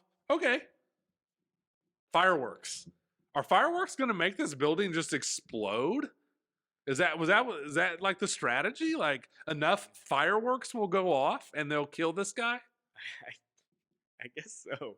Um, you know, I read like one thing in the trivia as I was going IMDb for information because you pass the trivia section. The first one was like it was reported that like rewrites were happening daily, and I was like, that is the least surprising thing Shocker. ever because as you're saying, it literally seems like they go as they're filming. Okay, we're gonna lure him in there and set it on fire. Then what's gonna happen? Go to the Up the stairs. roof. Okay, they go to the stairs. Then what happens? Then he comes out and there's a big sign, and she's gonna see a letter falling. So There's just this lovely yes, humongous Pepsi Cola sign yes, next to the fireworks factory. yes. So it's like the fireworks factory and the Pepsi Cola factory are just right there next to each other. She has a premonition of the S falling from the Pepsi thing, so she keeps very obviously trying to like lure him over to it by crawling back and staring at it, and crawling back and staring at it, and him who again has the foresight never Doesn't see this sees any coming. of this. I mean, you couldn't have fooled an 8-year-old with that plan. no. The other thing I still don't understand is I'm pretty sure the Pepsi S falls the wrong way for her plan to even work. I read online, I don't know if this is true or not. I read where it's not even the S that hits him, it's the letter P. After they established the Yeah, whole time that it was yeah. supposed to. I think you're right. I don't know if that's right or not, but I read that.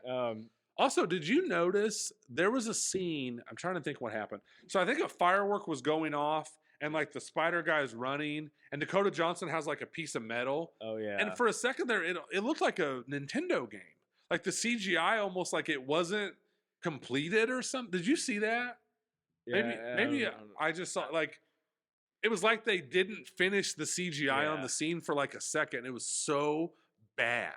But yeah, again, that was the most like superhero thing that she did was like you said, pick up a piece of metal And like use block it as a a shield, firework. and it's like that's That's so it? You're literally like, this is the culmination to your $80 million superhero movie is them running on the roof of a firework building that's blowing up because they set it on fire Yeah. and blocking some fireworks. In the meantime, these poor girls are just stuck. Like again, I keep Yeah. saying this, standing there like morons. Yeah. They're just standing there. Total damsel in distressing because then they all three end up in like jeopardy as they're hanging from things. Like, what do you know? And then, in one of just the most awful scenes in movie history, Dakota Johnson's like, wait a second. I remember him telling me I can be in, because conveniently the spider guy who showed up in the jungle Yeah. was able to, he just knew like, you don't realize it yet, but one of your powers is you can be everywhere, Yeah, which has not been established at all. no. He just tells her that. Am I right? Am I remembering that No, right? You're right, and it's still even like really unclear how that works, other than CGI in the movie, where it like kind of again Doctor Strange ghost versions of herself like spread out. But and do just the a task. It's worse. Like, but okay, like give me some sense of like movie physics. What's happening here? so She the, multiplying herself. yeah. Is it a spiritual being? the actual that's doing character it, like, is just standing there. Yeah. And all of a sudden the web, like the bad CGI, like yeah, web lasery type things. yeah, And then there's like the worst done Doctor Strange thing. yeah. And literally, I'm not making this up. The what do you want to call it? Like the ghost type version Yeah. of Madam Web goes like Sydney Sweeney's character, and she's like, "Hold on, Cassie, I've got you." I mean, literally, I'm not exaggerating when I tell you like that's about how much emotion she had. So There's no suspicion, like you're not Yeah. worried for these girls. No. It falls so flat. You know, it's not like, oh, she saved him. Like, whoo. Yeah. It's like, okay, at least we're closer to this movie being over. and the bad guy is so blown away by this happening that he just stands there While this and watches her enormous letter falls on him. watches her save all three girls that he's trying to murder. But they've already established he can zoom around like Yes. lightning. Yes, but Because that's what he did to those police Right. officers. But now in this moment, he just stands there like, oh my gosh. so yeah, eventually a letter falls and takes him out, I guess. You don't even know if it kills him I or not. frankly, yeah, like it's so poorly edited and so bland that I can't remember what I even saw happen to him exactly because Like, a it letter was- he falls, then you see the letter fall like right in the same. And I mean, I think he's literally like, you know, Yeah. it's like one of those. Oh no! And then she falls in the water Yes. again. and a firework hits her in the face. I guess. I guess I missed that. I asked Molly after the movie, I go, why did she lose her vision? And Molly's like, I think a firework hit her in the face. Yeah. But luckily she's saved because What do you know? she taught the girls how to do CPR. And because they want us to know that these 3 girls have learned how to work together, they all 3 have to give her CPR. yes. I'm not kidding you. That first girl does like 2 pumps and she's like, guys, I'm getting tired. And the other girl's like, I've got your back. It is so poorly done. I can't believe that the director was like, cut, girls, nailed it. Great job. I can only think by that point, everybody had just given up. Yeah. But again, in case you think like that was rock bottom, no, because the final scene is Oh my gosh. the girls now live with her, and she has gone full Professor X Okay. because she is paralyzed Oh my from the gosh. accident. She looks and so blind. stupid.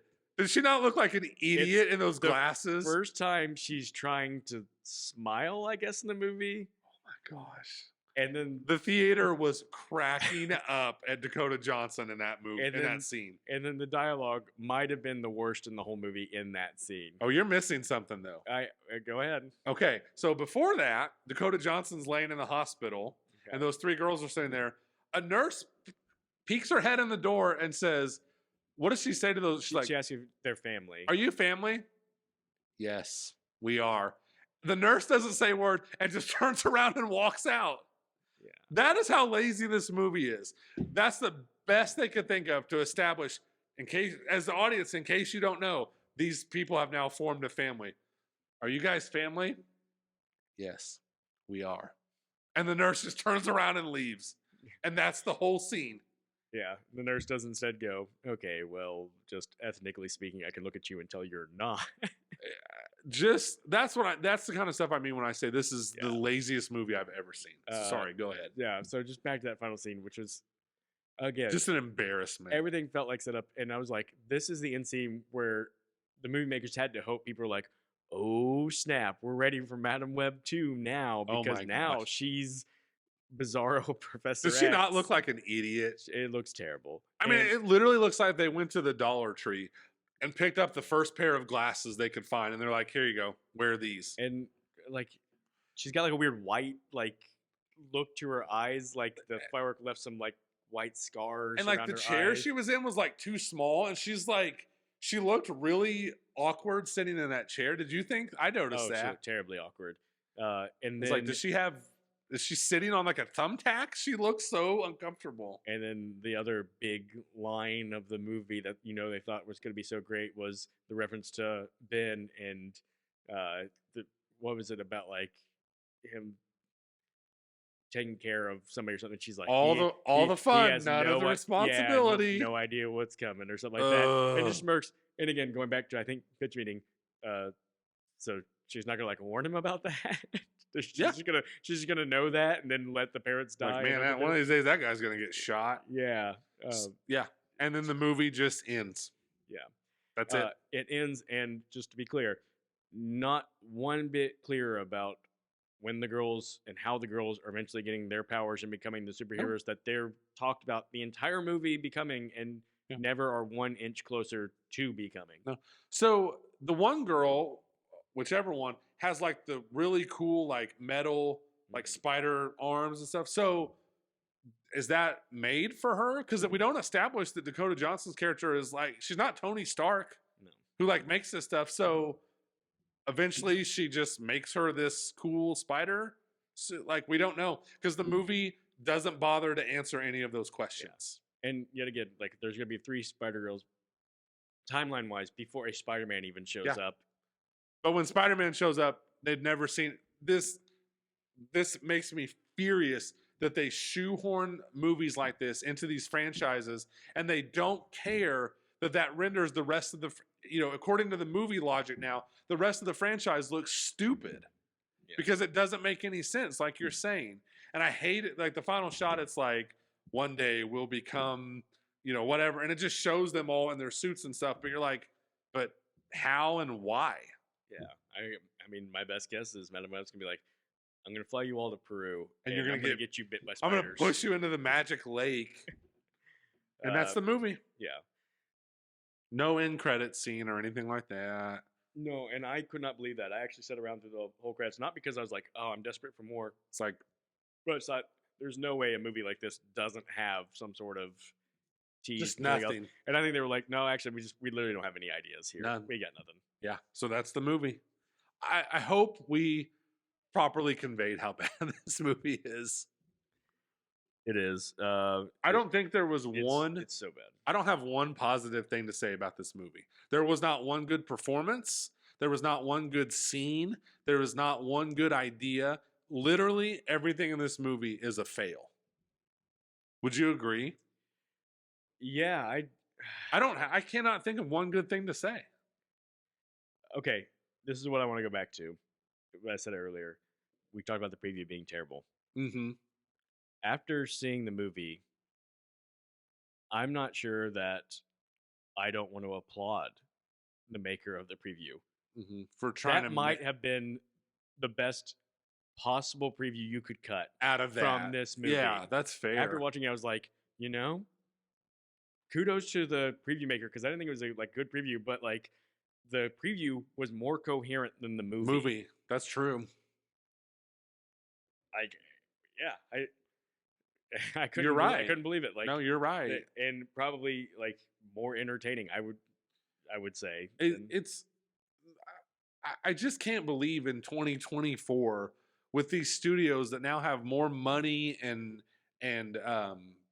access to what they need to make a movie than ever before in history. I'm not exaggerating when I say I don't understand how movies like this happen. Yeah. Like, how did this get made? How did the director, cut, boom, nailed it? How did this movie come out? It just screams paycheck movie for everybody involved. But it's like paycheck movie, but it's like, yeah, paycheck movie, but it's like, but we also we don't care. Yeah. Well, and it's hard to believe, like we talked about just a week or two ago, movies that studios are just shelving and saying, we're just going to take the loss and the tax break on, like the Batgirl movie. Why it's wouldn't almost you? impossible to believe that a Batgirl movie could be worse than this movie. There's no way. I refuse to believe it. Yeah. So box office wise, domestically, thank goodness it's tanking. made 35 million so far. Again, if it's an $80 million budget, that's a huge loss. I mean, we knew, like, this was a movie that just everyone knew. This movie was dead on arrival. It obviously wanted to establish more in the universe. It's not going to. I hope that now they know, like, we have to kill this Sony universe. Yeah. I mean, Morbius got laughed out of theaters twice, like you said. The problem is, and this is where I wanted to go next, this Sony Spider-Man universe is obviously being propped up by the actual Spider-Man movies. Yeah. Tom Holland Spider-Man movies are part of this universe. But Marvel is doing everything they can to keep themselves distanced from it. But they at least get to claim that the shocking success of the Venom movies is also propping up this universe. I blame that for a lot of this. You look at it and go, 3 successful Spider-Man movies, 2 successful Venom movies in this universe, 1 dud in Morbius, now 2 duds in Madame Web, probably 3 once Kraven the Hunter comes out, which is kind of all the like, okay, I guess we pushed it too far with Spider-Man and Venom. Everyone knows who those people are. I guess we gotta ignore these third characters. But I'll say this, as bad as this movie is, and as much as, of course, there will not be a direct sequel. Oh, no. I would not be terribly shocked to see a Sydney Sweeney Spider-Girl spinoff where they go, she's a star. She obviously signed up for this because she thought it'd be cool to play a superhero at some point. Mm-hmm. And maybe we can use her success as an actress to actually make her the superhero this time and have that movie. Maybe. I'm not saying it's gonna happen, but I'm saying I wouldn't be that surprised I wouldn't. if they went that way. But what they would do is drop the Madam Web part Oh, entirely, yeah. get rid of Dakota Johnson, probably get rid of the other two girls, Oh yeah, they're and so just go like forgettable. we just need a Sydney Sweeney centric Yeah. Spider Girl. Well, I wanted to ask you that, like, if you think, because Sydney Sweeney, her career is white hot right now. Yeah. And Anyone But You, which you and I both saw, Mhm. she is so charming in that movie. Yep. That's a movie that's way better than it should be Yeah. because of Sydney Sweeney and Glenn Powell. She's on the rise. It's like everyone's pretty much already decided she's going to be one of the next big stars. Now she just has to do the movies to prove us right. Mhm. And do you think this is going to be a setback for her? Is this just going to be a bump in the road? I think a bump in the road. I think largely because she's so barely utilized in it Mhm. that A lot people- of the people blame forgive won't her. really fall on Right. her. and I think a lot of people are kind of acknowledging like, yeah, like she made this before she really I think was so. I like think you're right. had all the doors open to her. Like Mhm. if she got the script now, she'd be like, I can do whatever I want and I can find something better than this. When she got the script, it might have been like, I don't have a lot of superhero options being thrown my way, so maybe I'll jump at this one. And Yeah, I think the timing is just so bad for her. Mhm. I mean, if she just would have gotten this script, probably 6 months later than she did, she could have had the power to either change it into a watchable movie or just completely pass on it. You know what it reminds me of is it reminds me of the Red Dawn remake, Mhm. which starred Chris Hemsworth, and but he made it before Before the he was Thor movies Thor. came out, and they actually postponed the release of Red Dawn Yeah. for Thor to come out because they're like, once need Thor him to comes be- out, he'll be a big star, and then people will go see this movie. And Red Dawn miserably failed It and is a did. bad movie. But I was like, probably, and I don't know this for sure, but probably Chris Hemsworth doesn't make that movie after he makes Thor Mhm. because he's more in demand and has better options than doing that. So Mhm. it kind of reminds me of that. Like Yeah. it's the movie that they got her into before she was big enough to say this is. So you think at large people will kind of give her a pass? I do. Yeah. What she really needs though is for her next movie to come out and be a hit. Yeah, which her next movie is a horror movie, right? The Immaculate. Saw a preview for it. I hope for her sake that is well reviewed and makes money so that people can. I'm sure she's feeling the same way. She probably really wants to I just want this to be in the past and move on past this. Yeah. Then I got to ask too, Dakota Johnson. She's awful, right? Man, Is there a part out there for her? I don't know. I'm trying to think like and I have to be honest, like the things I've seen her in are very limited. Yeah, I know she's done a lot of like independent movies and things like that I haven't me seen. neither. That maybe she's been good in. So I'm like, okay, what have I seen her in? The Social Network, where she's in it for like 3 minutes. You can't really judge and, anything off and that. like nothing special about it. Of course, she was most famous for the 50 Shades of Grey movies, which I didn't see. But all I Didn't hear see. about is how like they were But like she got hilariously slammed for bad. those Yeah, like, too they're, about like how bad Razzie she award is. winning. Yeah, And then the only other movie that I like there's 2 other movies I can think of her being in that I enjoyed, not necessarily for her performance, but movies I enjoyed. One was Bad Times at the El Royale. yeah. But her character in that one is just like this protective sister who's real like moody, and I'm like, okay, talk about finding a part that suits her. All she's got to do is just be like, kind of Mhm. uptight and moody, like, Yeah. and then the next one is Peanut Butter Falcon, Oh, yep. and I was like, you know what?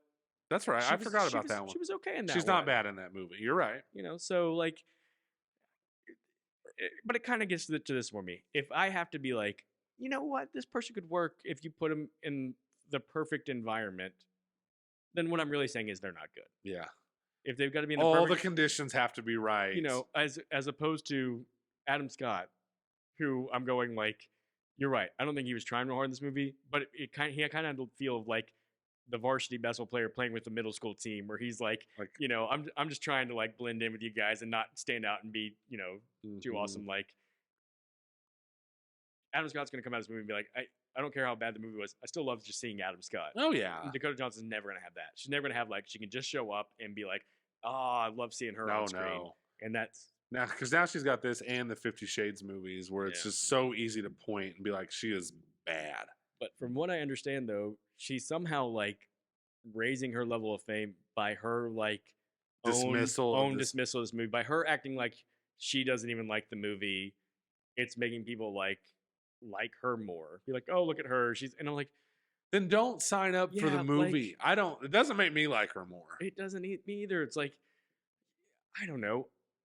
Call me crazy, but I like it when the people that I watch in movies like their movies and want to be proud of them. Yeah. You know, like that's one thing I love about The Rock. The Rock will make Skyscraper. terrible movies, and he's just like all in on like, I'm Mhm. loving it. I'm having Yeah. a blast. These are fun movies. I like these kind of movies. Mhm. I want that kind of actor. I don't like Me the kind of too. actor who's like, oh yes, this is beneath me and it's trash, and I'm Like, not even well, watching. you the signed movie. up for it. Yeah.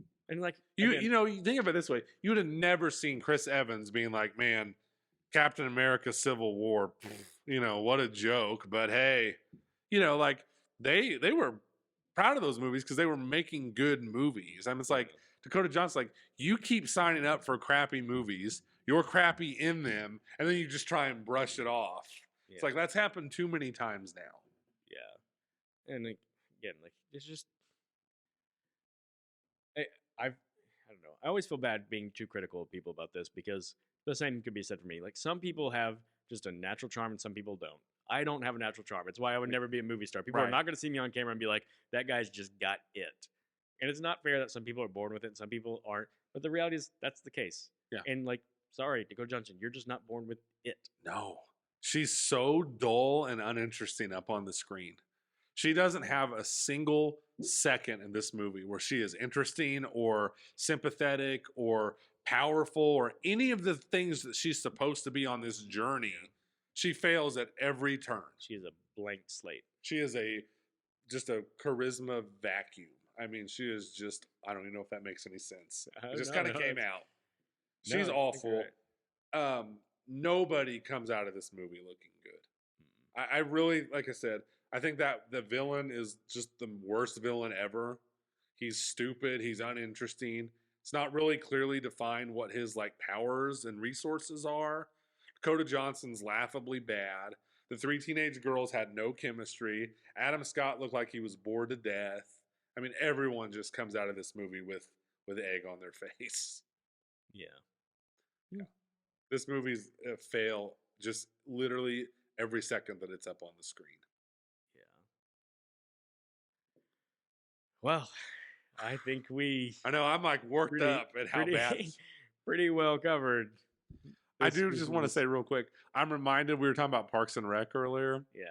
There's a scene in an episode of Parks and Rec where they're in London, and Andy, Chris Pratt's character, he's like, "Whoa, cool, we're at Hogwarts." And then Adam Scott, ironically, Ben Wyatt, he's like, "Hogwarts is fictional. Do you know that? It's important to me that you know that." And that's how I feel about anyone listening to this podcast. It's important to me that you know that this movie is terrible.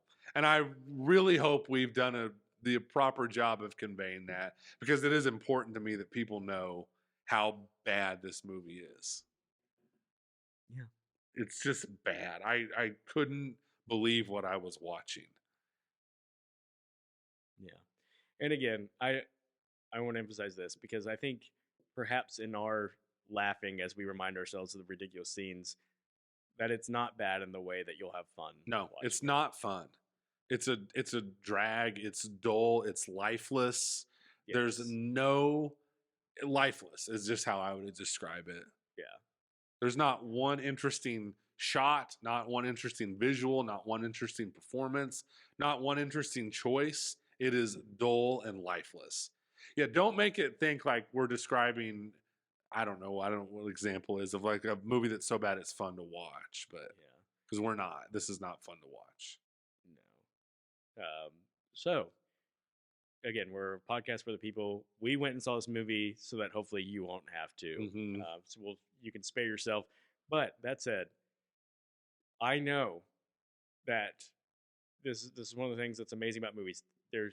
Seems every movie there's some audience for. There are people out there who like this movie. If you're one of those people, feel free to respond. Let us know. Please. Like, tell us what If we're someone missing. out there liked this movie, I'll dare say I'd be willing to bring them on here. Yeah. And we could talk.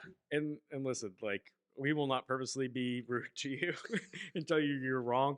But I just want to understand. I just want you to be like, you know, you loved the character. You loved Dakota Johnson. You thought she was great because she did X, Y, and Z. Yeah.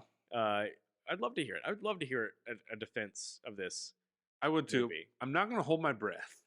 But also, I forgot to tell you, I have premonitions, and I'm foreseeing in about 8 or 9, 10 months us doing the worst of the year.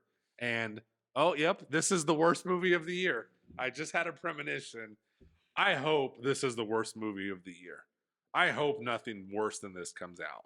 I think the only thing that could lead to an upset like that is the fact that at least with this one we knew we were probably getting into something pretty bad. Something that we had high hopes something that for. we had high hopes for that disappoints could be the only thing that I could see dethroning it. Because like I've said before in here, I want movies to succeed. I want theaters to thrive. But when crap like this comes out, that's a battle I cannot fight. Yeah. I can't defend it. Yeah. So I hope this is the worst movie of the year. Probably. Because, I go back to something I've said before. A lot of movies that are bad, I can envision, like, this is what I think I would have done different, what I wish they would have done different that would have made it better. I can't imagine the good version of the story. I'm not like, if they had just told the story in such and such a way. No, this movie's dead on arrival. That I'm like, like you said, there just was no aspect of it that was interesting they needed to lean into that interesting part more, because it was such a bare bones story. There wasn't a lot to latch on to. Stop. I'm begging these movie studios, stop trying to make money off something that's already come out and has already been successful. Stop trying to build universes out of it. Stop trying to build universes. The moment has come and gone. Stop it. I don't know what else can prove other than like the 1-2 combination of Morbius and this movie. Stop trying to build universes. It's not clever anymore when you wink, wink. We're talking about Spider-Man, and we are, but we're not going to say it because we're so clever. Stop. It's dead. You've killed it. Well, as we said, likely a lot of maybe future ideas and projects for they probably Sony will be shut down. But we know there's at least one more in the tubes ready to go in Kraven the Hunter. When is that coming out? Do you know? I think like October or something. I would say I think late summer, fall time period or something like that. So who knows? I wouldn't be surprised if the executives are already looking at that and going, oh man, if they just end up throwing that right on Disney Plus or something. Either that or, just if they're already just feeling regret, like if we would have known that our universe is already. But that said, they're still coming out as a whole on top because of the success of the Tom Holland Spider-Man movies, because of the success of the Venom movies, and in the reality that they are the same studio that does the Spider-Verse movies, which are hugely successful. I know. They are still in the Spider-Man world coming out on top and making tons of money. So, yeah, these are hits to them for sure, but it's not like they're DC going, our whole thing's going down in flames. I know. It's more like the flagship's still going. We're just taking these little side hits. Man, but the side hits, it may be minor in the big picture, in the grand scheme of things, but man, they're just so bad. Yeah. And it's like you just wonder how many of these can there be until it does dilute the product. To where people do go, man, I love Tom Holland Spider-Man, but I just can't take all this anymore. It's just not worth it to have all this crap that comes attached to it. Just let Tom Holland Spider-Man be its own thing. Because it's working remarkably well. Spider-Man No Way Home made $8 gazillion. I get you can't always know if audiences are gonna connect to a character until you put it out there. But come on, people connect to Spider-Man. You know that already. Nobody knew who Madam Web was. So just there's your line of delineation right there. Stick to the characters you know are gonna work, and stop trying to make fetch happen. Yeah. It's not going to happen. It's not going to happen. Yeah, exactly. And then you're just doing these crappy movies and you're just going, man, now I just give me a new Tom Holland Spider-Man. And I don't even think there's one in the works. In the works. And you're just going, so you're giving me something way inferior and crappy and I still don't get another Tom Holland Spider-Man. And then it's causing, which I know we'll talk about this when we do Marvels someday. I think it's starting to cause some frustration. And just this movie's so bad. I'm worked up. I'm riled up. My voice is a little hoarse because I've been talking loudly and passionately. Yeah, I don't even know how long we've gone, but I'm sure we've gone quite a while. Probably breaking down this movie. We needed to take the time though to properly explain how bad this movie is. I realize I've made 2 Mean Girls references, and I just want to be very clear: the original Mean Girls with Lindsay Lohan. So not the new one. Not the new one. We don't Yeah. talk about the new one. Yeah, you go, Glen Coco. That's 3 references now. Good job. I'm not lying when I say I genuinely like that movie, and It's a that's good why movie. that's why the Makes you rebranding angry. of it makes me angry. Mhm. So, Madam Web, don't catch it in theaters. Don't rent it. Don't bother with the stream. Just avoid this thing. And it's gonna listen. You're not gonna be missing anything. You're not missing the setup to something else coming. Nope, 'cause Nothing else nothing's is gonna gonna come come. from this. It's entirely dismissible. Just let it go. The only reason I would encourage anybody to watch it is just to watch it and, come over, help us confirm what we're saying. Like, Yeah. yes, this truly is that bad. Yeah. Well, if you're interested in film and movies, maybe if you're even considering a career in it, I would say NASA used to show its like developing engineers, like people working in the program. They'd show them the movie Armageddon and give them the assignment of marking down as many things wrong as they could find. Yeah. If you're a filmmaker, watch this movie and mark down all the things they did wrong so that you cannot repeat the mistakes. And I would That's what say this: get yourself a thick notebook and a couple of pens because you're going to run out of pen and ink or paper and ink real fast. Yeah. All right. I'm going to say we're calling it for today. I'll have a couple of reviews coming out of my own, I guess, for those other 2 movies that I mentioned. Yeah. One Love by Bob Marley and Drive Away Dolls. But we wanted to keep our focus on Madam Web because that was the big. This is The the first time we've big- ever just been negative for an entire podcast. I think it is. I think you're I right. think so. Look at I us- think- Look at us, though. Almost a whole year. I know. And it took this long for us just to be negative for a whole Yeah. while. Yeah. Yeah. All right. Well, thank you guys for joining us. Yes. And do or don't go watch Madam Web And next week, hopefully, we'll have a new movie to review that we're really that we've been waiting positive for a about. long time. Yeah, so Dune 2 comes out It this does. weekend. I'm really excited to go see it. I'm really excited. So I'm going to join- IMAX it. Yeah, join us next week so we can talk positively, hopefully, I hope. about a new movie in Dune 2. So Absolutely. we'll see you guys next See you week. next week.